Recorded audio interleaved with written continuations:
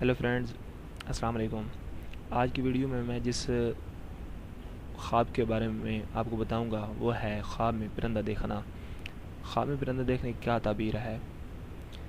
اگر کوئی شخص خواب میں پرندہ دیکھے کہ پرندہ اس کے ہاتھ سے اڑ گیا ہے اور پھر واپس آیا ہے، تو اس کی تعویل یہ ہے کہ اس کی خواہش، اس کی وش پوری ہوگی۔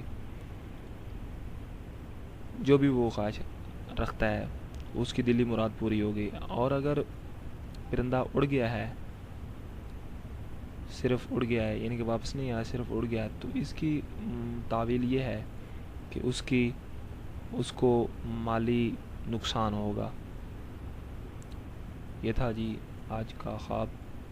ہمارے چینل کو سبسکرائب کیجئے، زیادہ سے زیادہ اپنے دوستوں میں شیئر کیجئے، اور ہمارے آنے والی ویڈیوز کو ضرور واچ کیجیے گا۔